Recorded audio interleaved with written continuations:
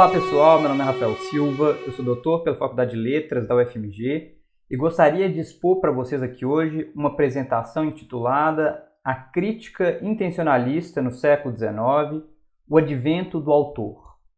E eu já começo chamando a atenção para esse subtítulo, que obviamente estabelece um jogo intertextual com o título de uma famosa comunicação do Roland Barthes, A Morte do Autor. O que eu pretendo propor aqui é a apresentação do que foi o surgimento disso que já foi chamado de função autor, que de alguma forma determina o tipo de leitura que é feita de literatura desde o início do século XIX, de certa forma até os dias de hoje, com base na relação entre a obra e o autor, ou se quiserem, a vida do autor e sua obra. Mas antes de a gente entrar nesse tema mais específico, eu gostaria de chamar a atenção para o fato de que as disciplinas de literatura e de estudos clássicos na modernidade, portanto na passagem do século XVIII para o XIX, incorporam uma série de especificidades no que diz respeito ao desenvolvimento de seus paradigmas de leitura.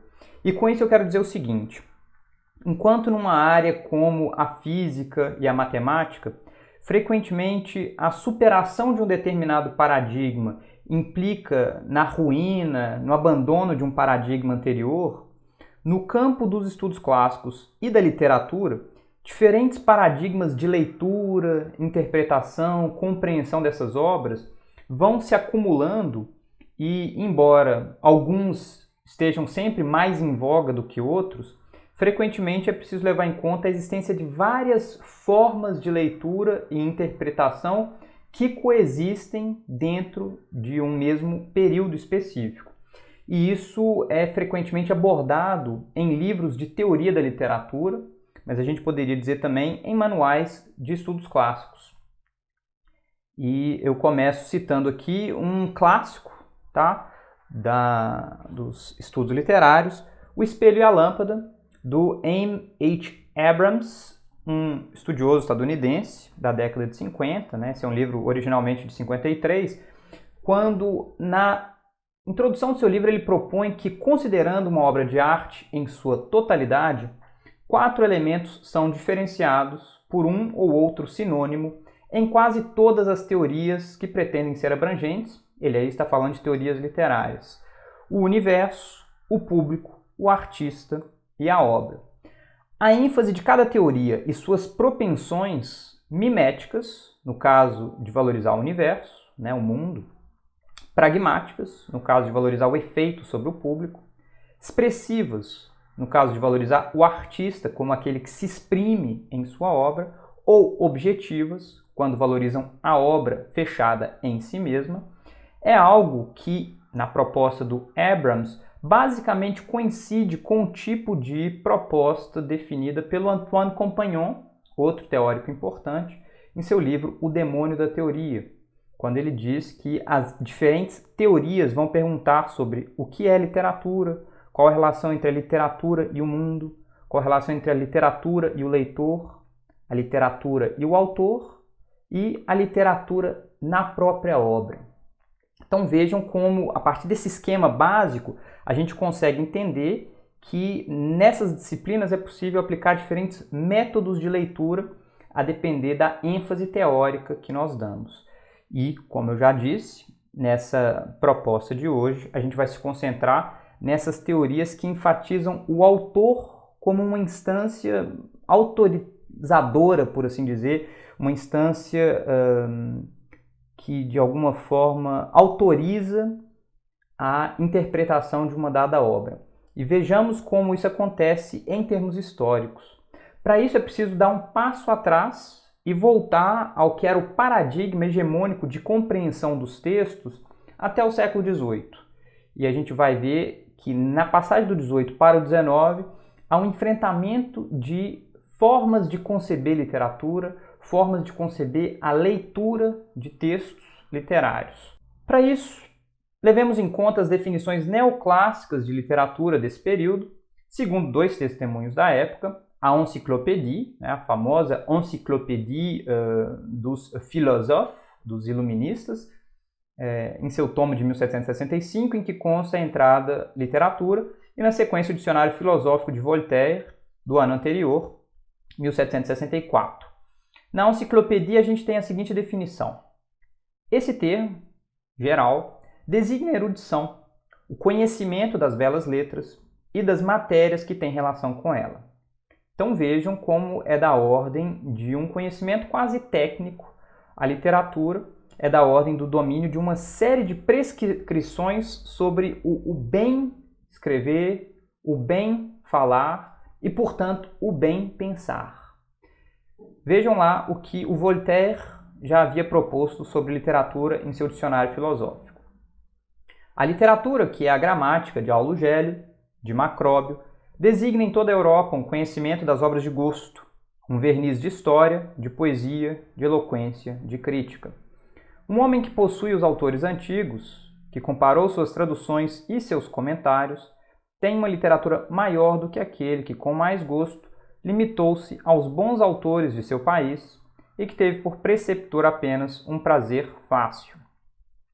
Então vejam como a literatura até o século XVIII, nessa chave neoclássica, ela consiste no domínio de uma série de técnicas que tem a ver com o bem falar, então algo da ordem de uma certa conveniência social, tem a ver com um repertório comum compartilhado que remonta aos antigos, mas que obviamente conta também com a presença de autores modernos já considerados clássicos, e isso conforma o que a gente pode chamar, junto com Jacques Rancière, na Palavra Muda, um livro muito interessante em que ele vai refletir aí sobre o advento de uma poética diferente na modernidade, a gente pode chamar de uma poética clássica.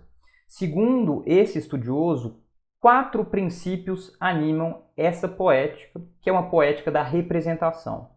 Segundo ele, há o princípio da ficção, pois um poema é uma história, ou seja, uma ficção, um mythos, se quiserem, segundo o termo grego, e seu valor ou seu defeito dependem da concepção dessa história. Eis o que funda a generalidade da poética como norma das artes em geral. Vejam aí, inclusive, uma pretensão intersemiótica, por assim dizer, quando uma mesma história atravessa diferentes manifestações artísticas. Há ainda um princípio de genericidade, pois toda obra se conforma a um gênero, fazendo com que a história se alinhe à natureza do que é representado, e os diferentes gêneros se organizam segundo tais naturezas, dispondo-se num sistema hierarquicamente organizado segundo sua ordem de grandeza. Que a gente pode, inclusive, lembrar de Aristóteles, né? A poesia épica, a poesia dramática, a poesia lírica, enfim, a poesia cômica, a poesia jâmbica, são diferentes manifestações organizadas dentro de gêneros poéticos que têm uma afinidade com o que são as tendências morais do gênero humano. Na sequência, há ainda um princípio de conveniência.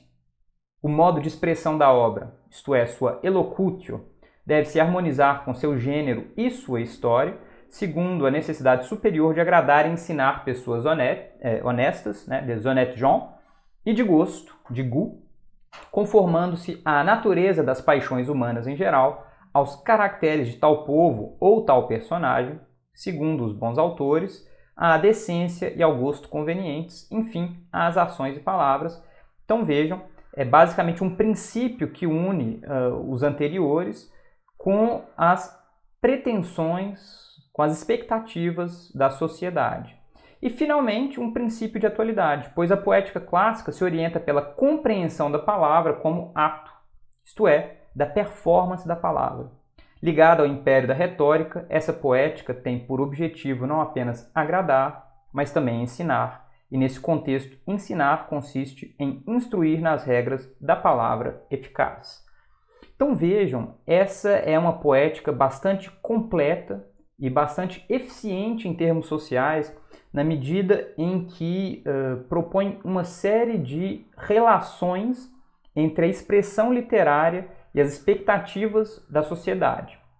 Evidentemente, se trata de uma sociedade estamental, que prevê certos comportamentos como nobres, certos comportamentos como vis, e, portanto, algo que é mais próprio da aristocracia, algo que é mais próprio do povo, e trabalha com esse tipo de contraposição social, econômica e seus desdobramentos em termos artísticos, poéticos.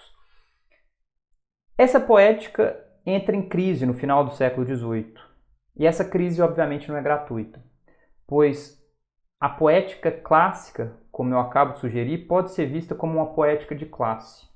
E quando as pretensões da aristocracia começam a se arruinar em termos econômicos, sociais, e a sociedade conhece uma reviravolta em termos históricos, evidentemente uma poética como essa é ameaçada e eventualmente é também derrubada.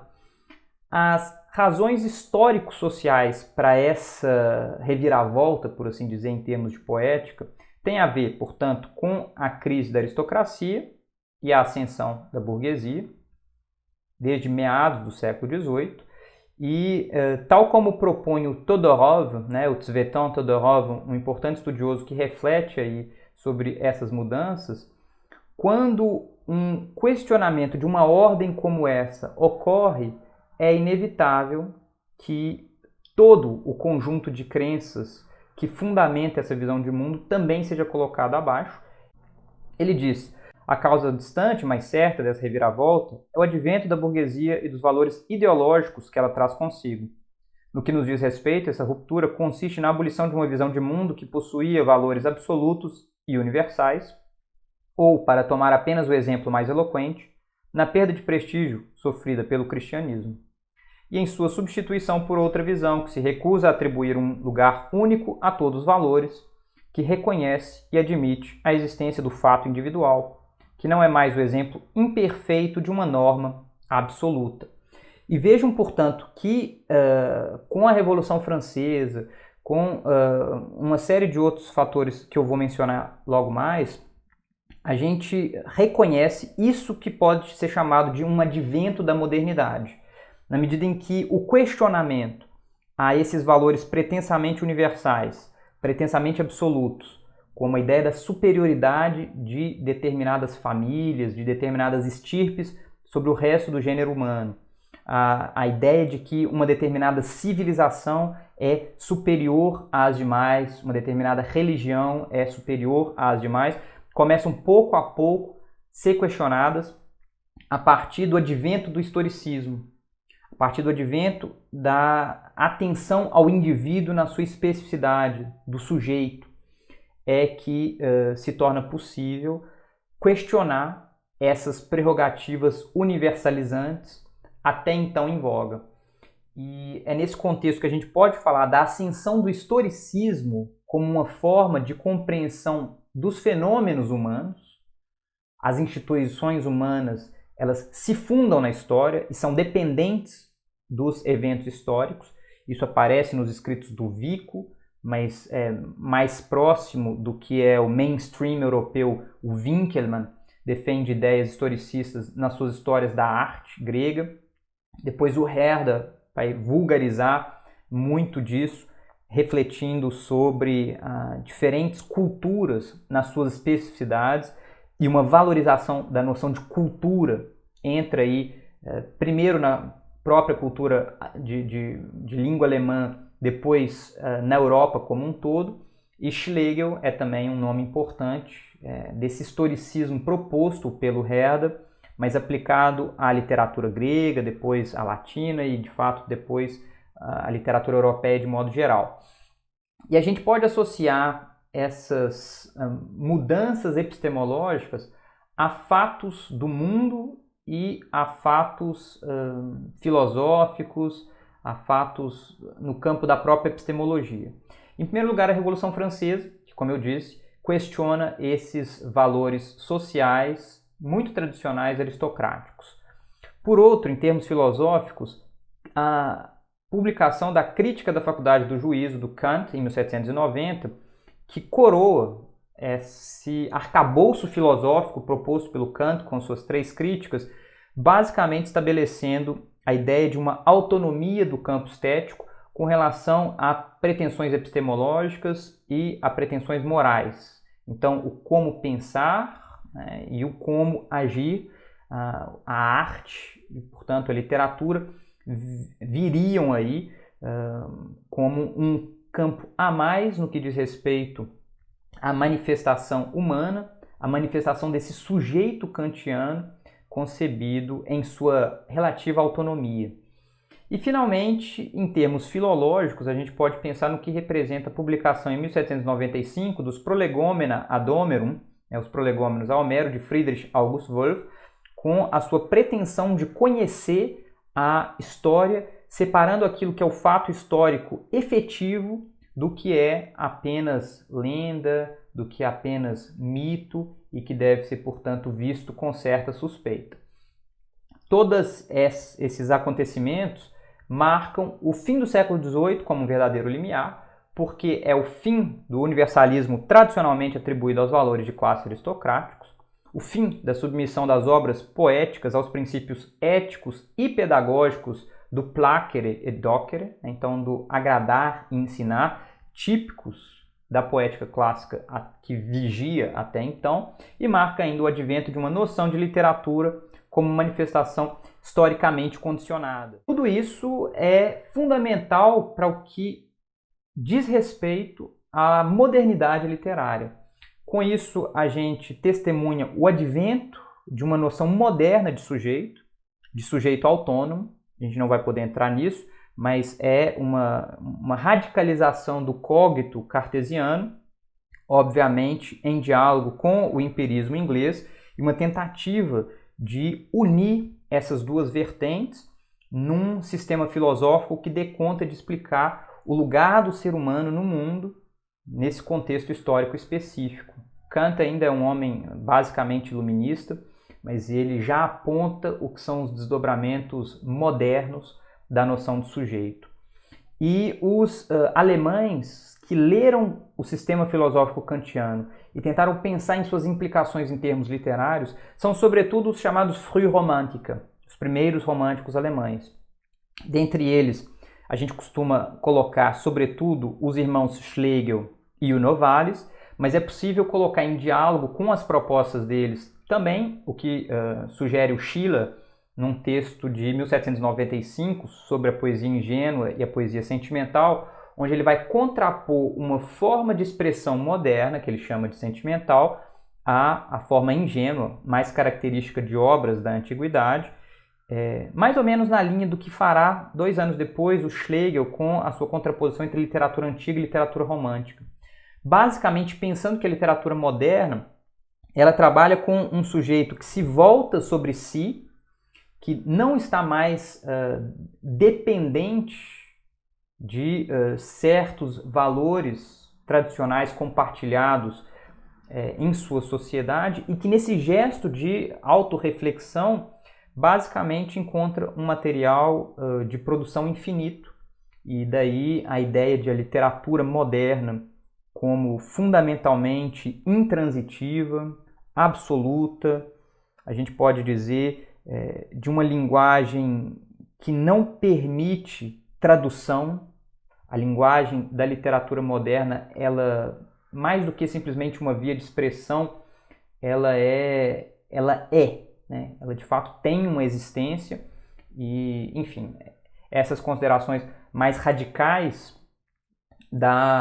do primeiro romantismo alemão não são de fato que entra no mainstream da literatura do século XIX, mas elas abrem, por assim dizer, passagem para as concepções de gênio romântico, de poeta como expressão da sua raça, expressão do seu povo, no limite, nas apropriações posteriores socialistas e comunistas dessas ideias, a expressão de uma consciência de classe, e tudo isso, obviamente, aponta para a noção de um sujeito que se exprime.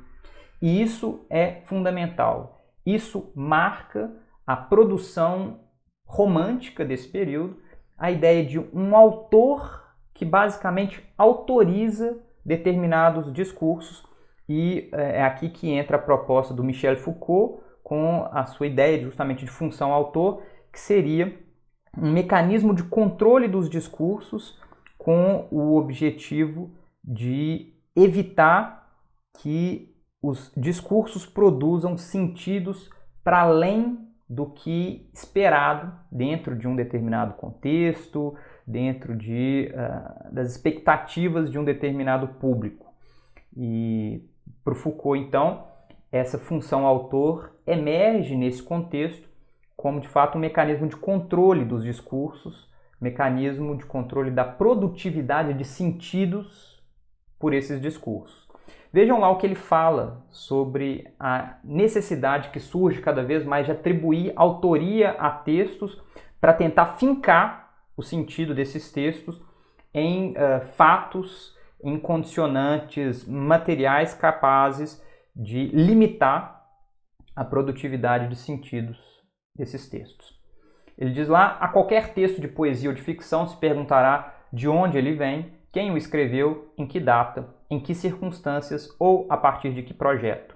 O sentido que lhe é dado, o status ou o valor que nele se reconhece dependem da maneira com que se respondem a essas questões.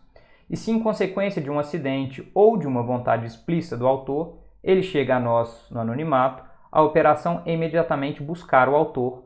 O anonimato literário não é suportável para nós, só o aceitamos na qualidade de enigma. E eu trago um exemplo para ilustrar isso que o Foucault postula como característico da forma de leitura praticada durante o século XIX, desde seu início, com um trabalho, justamente, já mencionado, do Friedrich August Wolff, sobre Homero.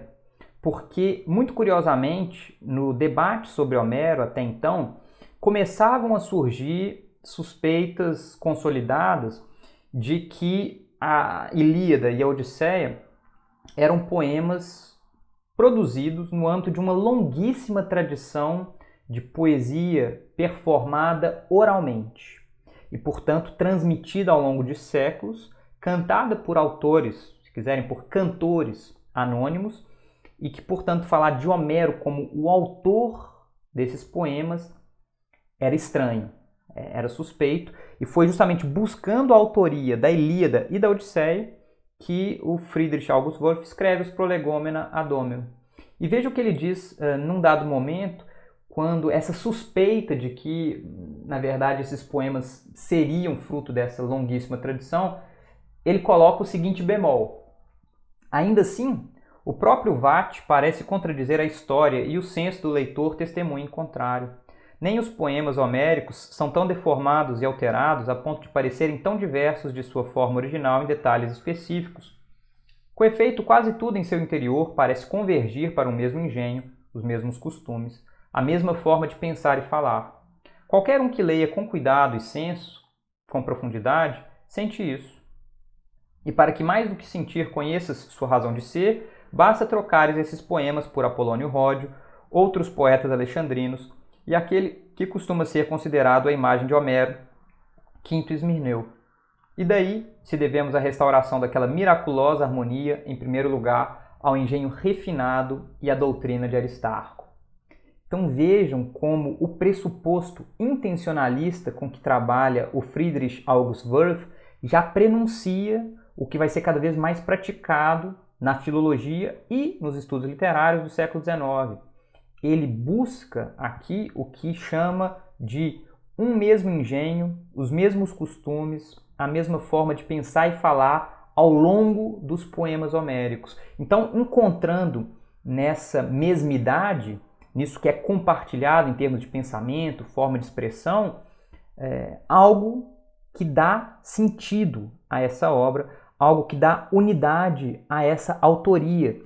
Que ele postule essa autoria dever ser remontada antes a um filólogo da antiguidade, que ele sugere Aristarco, depois ele vai falar de Zenódoto, é muito interessante, porque ele está buscando uma autoria efetiva para esses poemas, ainda que aponte que não é a Homero que essa autoria remonta. E aqui a gente poderia se perguntar, então, o que caracteriza um autor, com base nesse exemplo do Wolff? E a gente volta ao Foucault quando ele diz: O nome como marca individual não é suficiente quando se refere à tradição textual. Como, pois, atribuir vários discursos a um único e mesmo autor? Como fazer atuar a função autor para saber se se trata de um ou vários indivíduos? São Jerônimo fornece 4 critérios. Se entre vários livros atribuídos a um autor, um é inferior aos outros, é preciso retirá-lo da lista de suas obras. O autor é então definido como um certo nível constante de valor. Além disso, se certos textos estão em contradição de doutrina com as outras obras de um autor, o autor é então definido como um certo campo de coerência conceitual ou teórica. É preciso igualmente excluir as obras que estão escritas em um estilo diferente, com palavras e formas de expressão não encontradas usualmente sob a pena do escritor. É o autor como unidade estilística. Devem, enfim, ser considerados como interpolados os textos que se referem a acontecimentos ou que citam personagens posteriores à morte do autor. O autor é então um momento histórico definido e ponto de encontro de um certo número de acontecimentos. Então vejam como esses 4 critérios que são propostos por São Jerônimo lá na Antiguidade, no século IV, V, depois da Era Comum, que Foucault delimita o que para ele, na passagem do século XVIII para o XIX, caracteriza a função autor enquanto o que passa a ser buscado pelos leitores, pelos intérpretes, e de fato nós veremos como esses 4 princípios de ordem conceitual, de ordem estilística, de ordem, a gente pode dizer, histórico-biográfica e ainda no que diz respeito à qualidade, né, à excelência da obra, vão ser aplicados durante todo esse período, tanto no campo dos estudos filológicos quanto no campo dos estudos literários, chegando no limite até os dias de hoje. Em larga medida, alguns desses pressupostos ainda são compartilhados pelos praticantes dessas disciplinas. O professor Teodoro Renaud Assunção, por exemplo, levou adiante uma investigação sobre a constituição de uma imagem de Homero nos escritos do Martin West, do Gregory Nage, e ele basicamente se vale desse texto do Foucault, né, o que é um autor, para refletir sobre a ideia de que essa exigência de certa coerência continua a ser praticada por leitores, portanto, da altura de um Gregory Nage, de um Martin West.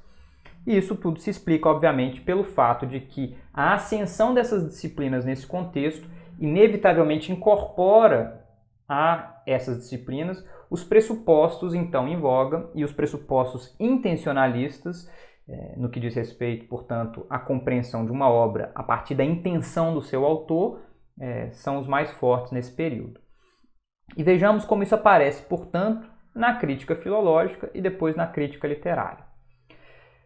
Segundo Wolff, um texto de 1807 chamado Apresentação da Ciência da Antiguidade, a crítica filológica investiga principalmente a idade, a propriedade e a autenticidade dos trabalhos escritos e julga sua correção original, as alterações acidentais ou propositais, não raro a ponto de apresentar com provas uma restituição do que o autor originalmente tinha escrito, ou pelo menos uma satisfatória determinação do que não pertence a tal autor. Então vejam como essa ideia de retornar ao que um autor escreveu com base no que é a sua obra conhecida, a fim de restabelecer o sentido originário, se quiserem, o texto originário, a partir do seu sentido originário, é algo que está pressuposto aqui no trabalho de crítica filológica, tal como descrito pelo Wolff. Então, de fato, essa instância autoral, ela já aparece de forma bastante clara no que é a tarefa filológica. E isso fica ainda mais evidente no que ele vai falar sobre a hermenêutica. A hermenêutica, que é uma arte muito mais antiga, mas que, tal como concebida ali a partir do início do século XIX, começa a ser cada vez mais da ordem de entrar em conexão com o espírito de um autor, com a sua intenção, a fim de conseguir interpretar o seu texto. Vejam como ele vai dizer sobre a hermenêutica. A hermenêutica segue imediatamente a gramática da língua grega e latina, sobre a qual se apoia, e embora tenha sido colocada em prática de forma perfeita pelo trabalho de muitos bons intérpretes, não apresenta nada em termos de teoria. Ela busca encontrar para sua arte fundamentos de mais de um tipo, extraídos da significação dos termos, do sentido das frases, do todo do discurso e de muitos outros pontos da interpretação gramatical, retórica e histórica. Felizmente para a prática, tais análises não apenas despertam o elemento genial do intérprete, mas também aumentam a flexibilidade de seu espírito para iniciá-lo em mais línguas e em suas variadas épocas, nas antigas formas de pensar, tão diversas das de hoje, nas particularidades de cada espécie de discurso, nas individualidades pessoais de cada autor, a fim de torná-lo capaz de pensar precisamente como cada autor e fazer um juízo sobre ele à luz da literatura que o precedeu e o sucedeu. É isso, é apenas isso que constitui a compreensão no seu mais elevado sentido, por meio da qual o intérprete habita com toda a sua alma, como em sua pátria, ora uma época, ora outra, e apresenta lá a admiração por um escritor excelente, aqui a censura a um impróprio, sempre oferecendo as provas para seu juízo. Então vejam como é de fato da ordem de um diálogo com o espírito de autores do passado, da ordem de uma tentativa de reencontrar por meio dos escritos o que é o espírito desses autores, o que é, portanto, a sua intenção, e é isso que garante a interpretação, algo da ordem de uma verdade. A verdade de uma obra se encontra na intenção de seu autor, que pode ser remontada pela leitura dessa obra, levando em conta elementos de ordem gramatical, retórica, mas também histórica. Ou seja, é preciso levar em conta não apenas o estágio de desenvolvimento de uma língua, o tipo de convenção linguística compartilhada socialmente, mas também os dados histórico-biográficos de um autor para que compreendamos bem o seu discurso, para que sejamos capazes de interpretá-lo tal como esse autor desejou que ele fosse interpretado. Então, é basicamente isso o que vai vigir. Evidentemente, não se trata aqui ainda da hermenêutica tal como praticada pelo Schleiermacher, nas décadas seguintes pelo Dilthey, mas já há algo que aponta nesse sentido e que é, de fato, a hermenêutica de base intencionalista tal como praticada ao longo do século XIX. No campo dos estudos filológicos e no campo dos estudos literários, a gente pode citar Madame de Staël, que, em sua obra de 1800, da literatura considerada em suas relações com as instituições sociais, estabelece um programa de análise crítica das obras com o propósito de, e aqui eu cito o prefácio da Madame de Staël, examinar qual é a influência da religião, dos costumes e das leis sobre a literatura e qual é a influência da literatura sobre a religião, os costumes e as leis. Na sequência, a autora propõe que seu quadro de análise, estendendo-se de antigos a modernos, pretende, eu volto a citar, observar o caráter predominante dos escritores de cada país e cada século. Vejam, portanto, como há uma dupla relativização nessa proposta da Madame de Staël, na medida em que ela pretende se voltar para as obras literárias, sempre em diálogo com essas instituições sociais que ela elenca ali, de outros tempos, e ela de fato retorna à antiguidade greco-romana, mas também de outros espaços. E ela vai trafegar, por assim dizer, entre o que ela chama de literatura do Sul e literatura do Norte, tentando encontrar grandes tendências compartilhadas pelas obras escritas no âmbito de determinados espaços, de determinadas temporalidades. E isso é, de fato, da ordem de uma relativização que a gente já pode aproximar do historicismo, na medida em que, mesmo trabalhando com uma noção universalizante de civilização, como se os seres humanos se perfeccionassem, se aperfeiçoassem com o passar do tempo, em vista de uma civilização que se forma, né, em termos de humanidade, ela já apresenta uma atenção ao detalhe, uma atenção à obra específica, que já aponta o tipo de biografismo que ela vai incorporar numa obra seguinte, chamada da Alemanha, na qual a vida de um autor e as suas idiosincrasias são importantes, são talvez mais importantes do que a adequação a certas regras de civilização, a certas regras de poética, entendida em termos neoclássicos, afim, inclusive, à retórica.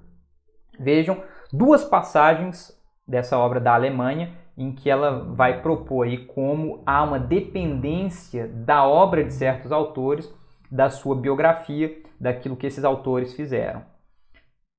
Alguns poetas antes de Winckelmann haviam estudado as tragédias gregas para adaptá-las aos nossos teatros.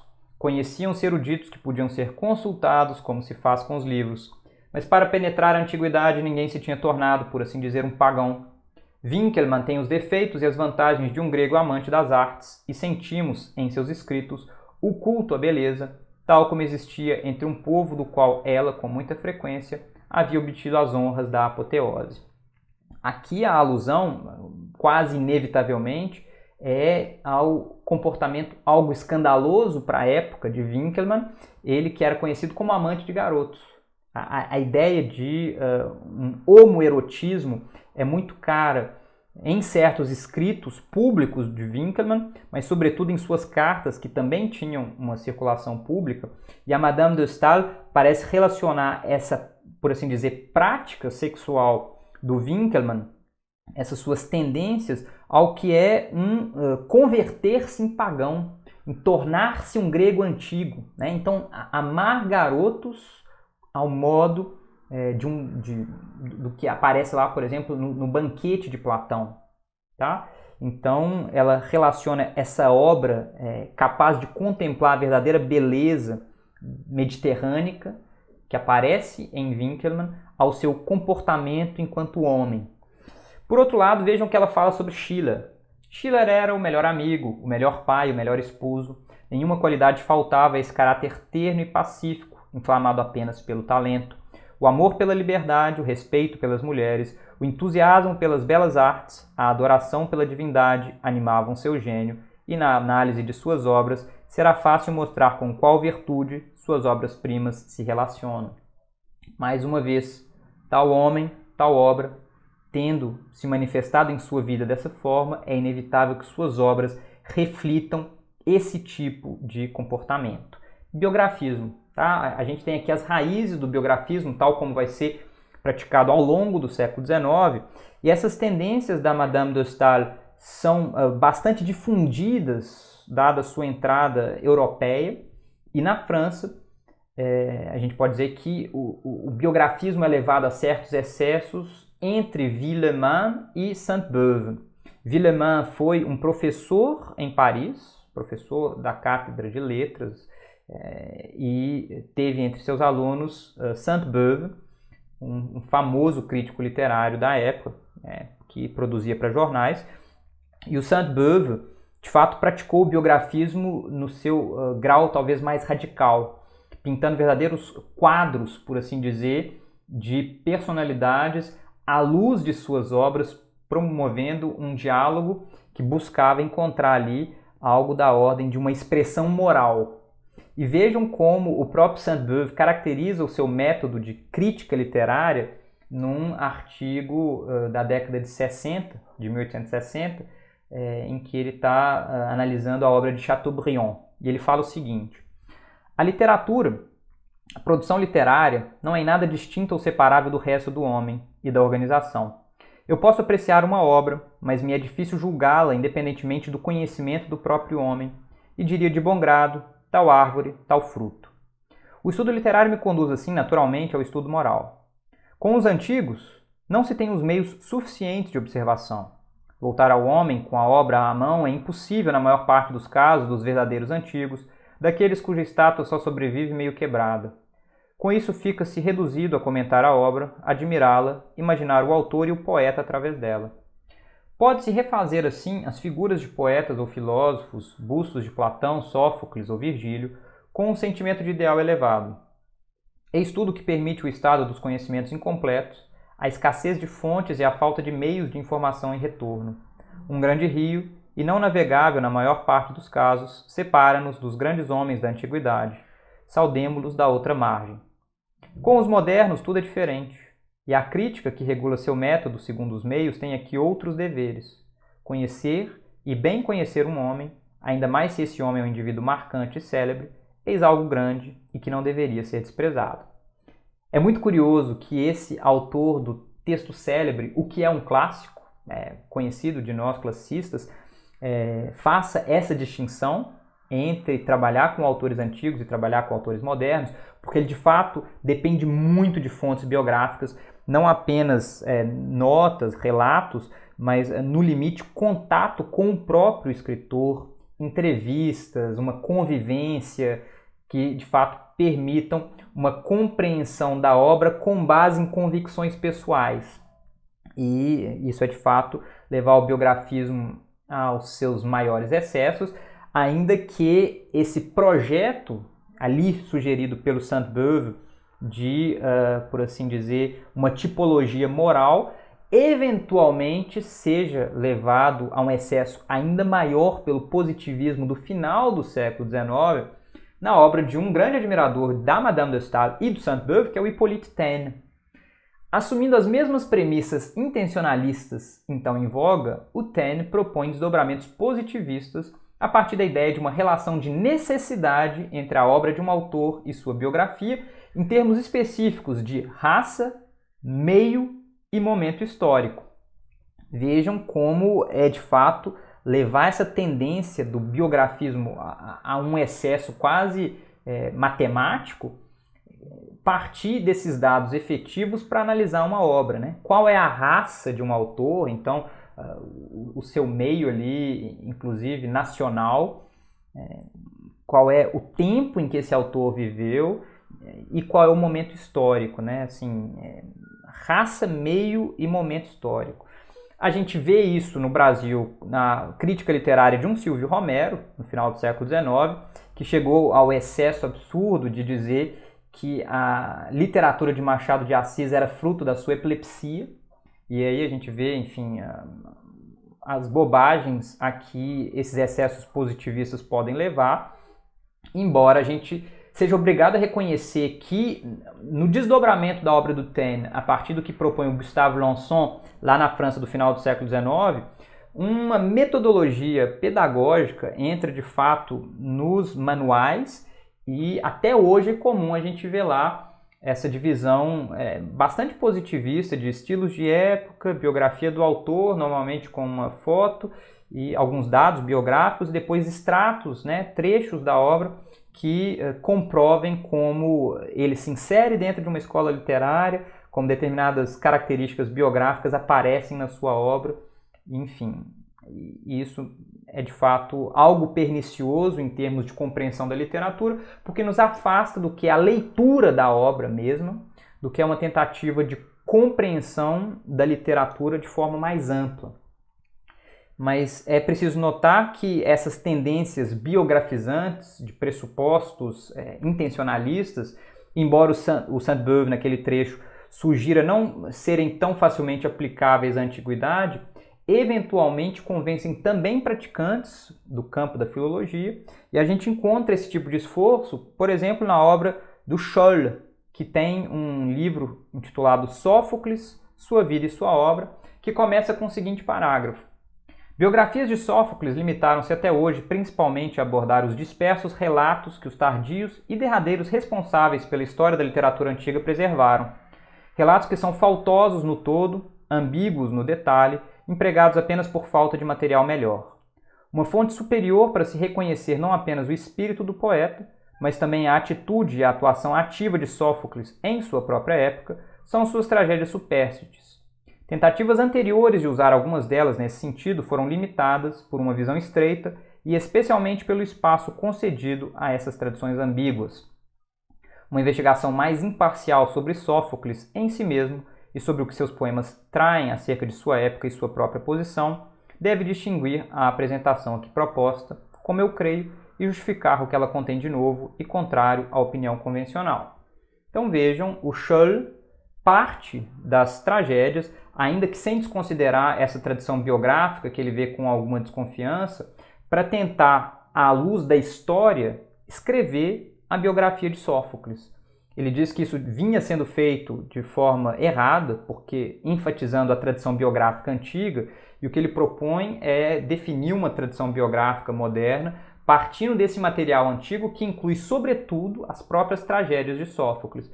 Então, lê essa obra para escrever uma vida à luz de eventos históricos, é ainda algo da ordem de um biografismo que entra aí no campo dos estudos clássicos, e isso vai ser levado ao seu paroxismo, de certa forma, na obra de ninguém menos que o Ulrich von Wilamowitz-Moellendorff, um autor do final do século XIX, início do XX, que, por exemplo, na sua obra sobre Homero e a Ilíada, chega a propor o seguinte, vejam lá, o poeta da Ilíada tornou-se para nós uma pessoa. Esse poema sempre pertenceu a Homero, mesmo quando a crítica tomou-lhe a Odisseia. Ela fez isso precisamente porque reconhecia que ambos não podiam ser de um mesmo autor. Assim emerge o pensamento de chamar agora o poeta da Ilíada de Homero. Mas não quero apresentar isso de forma tão simples, mais como se fosse um axioma do que uma conclusão. Sobre a pessoa de Homero já existe uma tradição. Ela precisa ser investigada em si mesma, de modo que Homero apareça tanto quanto possível ancorado no espaço e no tempo. Então veremos quão próximo isso tudo está da Ilíada. E com esse objetivo, o mesmo pode ser feito também para a Ilíada. É um livro de 1916, foge um pouco à ideia de intencionalismo no século XIX, mas fica muito caracterizado como o Wilamowitz parte da ideia de uma biografia de autor para ler mesmo um Homero. Ele vai investigar a Ilíada nessa chave e depois as biografias de Homero, tentando ancorar espaço-temporalmente a Ilíada e a figura de Homero, quem quer que seja o autor desse poema. Evidentemente, dados todos os excessos aos quais eu já aludi, essas tendências inevitavelmente despertaram resistências. Desde o final do século XIX, autores como Anatole France, Jules Lemaitre e Marcel Proust denunciam as limitações de uma abordagem crítica que se pretende objetiva com base em pressupostos intencionalistas. Basicamente porque esses autores chamam atenção para a subjetividade do próprio crítico. Eles dizem que na atividade crítica não há objetividade possível, por mais que haja ali um objeto literário. A relação entre aquele objeto, o seu produtor e quem quer que seja o seu leitor, ela é inerentemente subjetiva. Já o Nietzsche faz uma crítica à ingenuidade do intencionalismo em crítica filológica, quando ele afirma o seguinte: há áreas em que a ratio produzirá apenas prejuízos e o filólogo que se restringe a isso está perdido e jamais pode vislumbrar a verdade, por exemplo, no estudo da mitologia grega. Naturalmente, nem mesmo um visionário pode reivindicar algo aqui. É preciso ter uma imaginação grega e algo da religiosidade grega também. Sequer um poeta precisa ser consistente consigo mesmo. Em geral, consistência é a última coisa que os gregos entenderiam. Então, de fato, o Nietzsche criticando o cerne dos pressupostos intencionalistas, que é a ideia de uma consistência ao longo de toda uma obra como nó do que é a expressão de um autor, a gente pode dizer, em termos de qualidade, em termos de conceito, em termos histórico-biográficos e em termos de estilo, né? Um autor pode não ser uniforme ao longo de toda a sua obra, inclusive o Nietzsche sugere que autores gregos antigos muito raramente deveriam ser coerentes ao longo de toda a sua obra, sobretudo na expressão da mitologia que lhe era mais cara. É muito interessante que o próprio Nietzsche chegue a propor um modelo hermenêutico diferente, né? Se valendo de uma imagem odisseica lá do canto 11, de fantasmas do passado que precisam receber sangue novo para conseguir falar no presente. Isso aparece em outros dos seus aforismos, mas no último deles, da seção Opiniões e Sentenças Diversas, do livro Humano, Demasiado Humano 2, vejam como ele propõe essa ideia. Descida ao Hades. Também eu estive no mundo inferior, como Ulisses, e frequentemente para lá voltarei. E não somente carneiros sacrifiquei para poder falar com alguns mortos, para isso não poupei meu próprio sangue. É basicamente aquilo que o Anatole France, o Marcel Proust e outros estavam dizendo para esses críticos positivistas. A relação entre um autor, uma obra e um leitor, ela é inerentemente subjetiva. Há uma mistura entre jogos de expectativa, compreensões de termos, de textos, e, de fato, não é possível almejar objetividade nessa atividade. É possível, sim, estabelecer certos parâmetros do que é aceitável ou não dentro de um horizonte hermenêutico. E há, nas décadas seguintes, uma série de outras críticas que vêm do formalismo russo, que enfatiza elementos formais das obras, buscando não mais explicar os textos, mas compreendê-los à luz de suas características internas, daí uma ideia de busca pela literariedade das obras, né, uma poética interna às próprias obras. No New Criticism estadunidense, que vai inclusive falar de uma ilusão intencional, expressão que aparece num artigo famoso de Wimsatt e Beardsley, de 1946, quando eles vão justamente dizer que uma intenção de um autor não tem nada a acrescentar à compreensão daquela obra, porque ou vai coincidir no que diz respeito à interpretação de uma obra e o que esse autor diz ter sido a sua intenção, e nesse caso a sua intenção é absolutamente supérflua, ou vai ser diferente e o que um autor quis fazer com uma obra divergiu daquilo que ele de fato fez, e assim fica questionada a falácia intencional.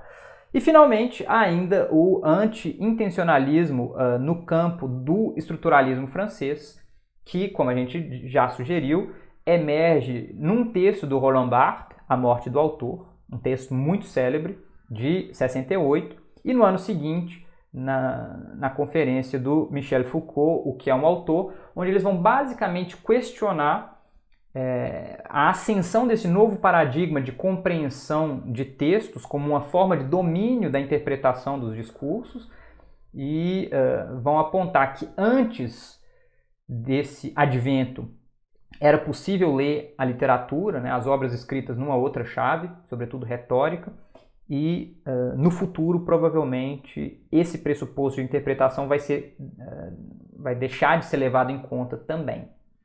O anti-intencionalismo, finalmente, também emerge no campo dos estudos clássicos, aparecendo tanto em críticas à forma como essa tradição biográfica antiga foi incorporada pela filologia clássica, às vezes de forma bastante ingênua, e há um artigo famoso da Janet Fairweather, que depois foi desenvolvido de forma mais ampla num livro da Mary Lefkowitz chamado The Lives of the Greek Poets, onde elas vão basicamente mostrar que a maioria absoluta do que aparece nessa tradição biográfica é bastante suspeito, porque parte da própria obra para escrever a biografia e depois usa a biografia para interpretar a obra, né, num jogo de curto-circuito hermenêutico bastante complicado, e isso aparece no que a Mary Lefkowitz aponta para Eurípides, para Calímaco, para Apolônio de Rhodes e tantos outros.